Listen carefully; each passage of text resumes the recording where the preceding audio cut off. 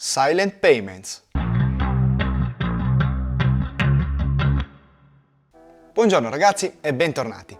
Io sono Plak e oggi affrontiamo un argomento di cui si parla ancora poco perché è fresco fresco. O meglio, è stato proposto nel 2022 attraverso il BIP 352. Ma oggi vediamo le prime implementazioni con i primi wallet dedicati e altri wallet che hanno annunciato che stanno lavorando per implementarlo. Sto parlando dei Silent Payments. Ammetto che quando ho letto la notizia sono andato un po' in hype, forse troppo, tanto che la mia mente è partita a fare un sacco di ragionamenti che però poi erano basati sugli annunci più che sull'effettiva praticità delle cose che pensavo. Quindi ho fatto un bel respiro e l'ho cominciato ad approfondire. Oggi vediamo di che si tratta e faremo una panoramica, poi ovviamente ci saranno aggiornamenti e ne seguiremo comunque gli sviluppi. Prima di cominciare però vi chiedo cortesemente di iscrivervi al canale se ancora non l'avete fatto e di attivare la campanella, così sarete sempre aggiornati quando uscirà un nuovo video. Inoltre, se apprezzate i miei contenuti, potete supportare il canale donando anche solo un caffè utilizzando il QR code che compare durante il video oppure sfruttando il Lightning Address presente in descrizione. Io vi ringrazio di cuore e ringrazio anche tutti coloro che hanno già donato e ora partiamo. I Silent Payments, detto in maniera molto semplice, vanno a risolvere un problema, quello del riutilizzo degli indirizzi, migliorando la privacy. Come abbiamo già detto più volte, sappiamo che riutilizzare gli indirizzi è una pratica altamente sconsigliata. Questo implica che non possiamo, per esempio, pubblicare un nostro indirizzo on-chain, perché altrimenti andremo contro ad una serie di problemi che abbiamo già discusso in altri video. Oppure se ricevete diversi pagamenti dalla stessa entità, dovrete comunicare con lui per fornire un nuovo indirizzo, per forza. Esistono già delle soluzioni che permettono di ovviare questo problema.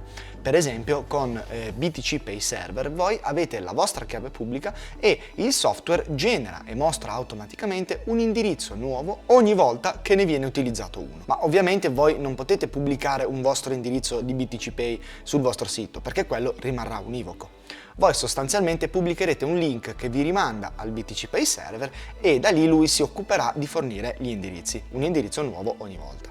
Con i Silent Payments noi andiamo ad eliminare l'utilizzo di un software esterno e potremo pubblicare un indirizzo statico che inizierà con SP1, come per esempio questo che vedete qui sotto in descrizione, oppure il relativo QR code. Cosa succede ora? Qual è la differenza? Beh, questo indirizzo noi potremo lasciarlo lì per sempre, oppure potremo fornirlo a chi ci deve mandare dei fondi e lui utilizzerà sempre quello ogni volta che vorrà farlo. Insomma, viene trattato come un semplice indirizzo, ma con la differenza che, essendo un indirizzo particolare, si comporterà in maniera diversa. Questa stringa, appunto, che inizia con SP1, sostanzialmente funzionerà da punto di partenza per generare l'indirizzo pubblico che verrà poi utilizzato per effettuare la transazione. In sostanza, chi ci vorrà inviare dei fondi utilizzerà l'indirizzo e invierà la transazione, ma dietro le quinte accadrà che verrà presa la chiave pubblica del nostro indirizzo Silent e verrà combinata con la chiave pubblica o le chiavi pubbliche degli UTXO che verranno spesi insieme alle chiavi private che firmeranno la transazione. Verrà applicata una funzione crittografica e da qui verrà generato un indirizzo pubblico sul quale verranno inviati i fondi. Il risultato è che avremo un indirizzo Taproot univoco per ogni pagamento, ma sulla time chain noi vedremo una normalissima transazione che sarà molto difficile per un osservatore esterno ricollegare all'utilizzo di un silent payment. Questa nuova metodologia di utilizzo degli indirizzi abbiamo detto che è stata proposta nel 2022, ma il 15 maggio scorso è stato rilasciato Silentium, un web wallet che è incentrato proprio sui silent payment. Subito dopo sono stati implementati anche da Cake Wallet, un wallet multicoin, e anche Blue Wallet, attraverso un post su X, ha fatto intendere che sta lavorando per la sua implementazione. Prima di proseguire ragazzi vorrei informarvi che stanno iniziando le conferenze in giro per l'Europa. Dal 13 al 15 giugno ci sarà BTC Prague a Praga, la miglior conferenza europea al momento.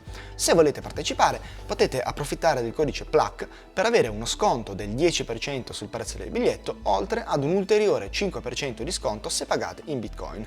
Comunque se venite ci vediamo là. Poi volevo anche informarvi di un evento che si terrà a Bologna il 29 giugno ai Giardini Margherita, dove si farà un po' di festa e ci sarà un mercatino all'aperto dove potrete fare un po' di acquisti in Bitcoin. Un ottimo modo per passare una serata in compagnia di altri Bitcoiners pagando birre, panini e souvenir con Lightning Network. Quindi se siete nei dintorni mi raccomando fateci un salto. Vi lascio comunque tutto in descrizione. Ora andiamo avanti e diamo un'occhiata a Silentium, così vediamo bene di che cosa si tratta. Apriamo il browser e scriviamo app.silentium.dev e si apre il wallet. Ora clicchiamo su New Wallet per crearne uno nuovo ed ecco che compaiono le nostre belle paroline. Questo è il seed da salvare e conservare con cura. Questo è un test, quindi ovviamente non perdiamo troppo tempo e clicchiamo su Continua. Inseriamo una password, io metto una password a caso per fare più in fretta e clicchiamo su Save Password. Ecco qui che abbiamo creato il nostro wallet, che è molto snello e semplice. Abbiamo due semplici tasti e ora noi clicchiamo su Receive. Ecco che ci compare un QR code con sotto un indirizzo che, se notate, è molto più lungo del solito ed inizia con SP1Q. Questo è un silent address, è un indirizzo statico che voi potete prendere e incollare dove volete. Chiunque vorrà inviarvi dei fondi potrà farlo usando questo QR code.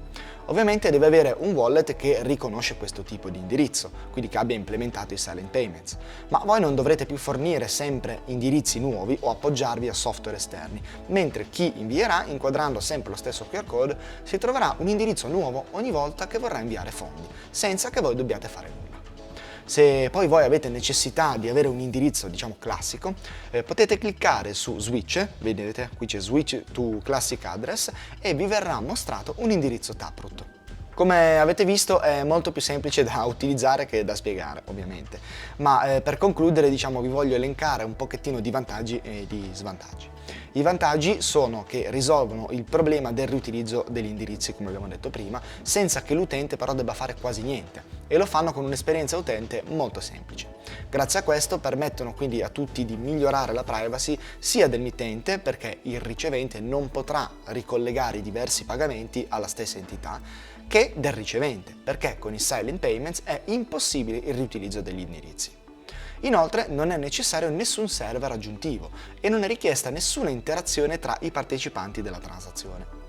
Gli svantaggi invece sono che per chi riceve fondi è necessaria una maggiore potenza computazionale per scansionare la time chain e andare a trovare i pagamenti ricevuti. Questo diciamo che non è un problema se si ricevono poche transazioni, ma nel caso ne venisse fatto un utilizzo intensivo potrebbero essere richieste risorse computazionali maggiori rispetto a quelle di un classico wallet Bitcoin.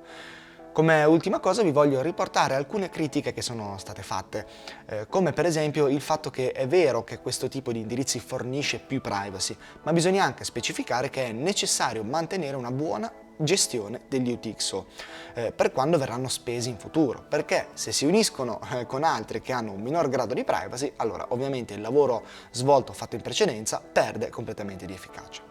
Poi è stata fatta anche una critica sul nome, perché da alcuni è ritenuto un po' fuorviante e dicono vabbè che era magari meglio utilizzare un altro nome sostanzialmente.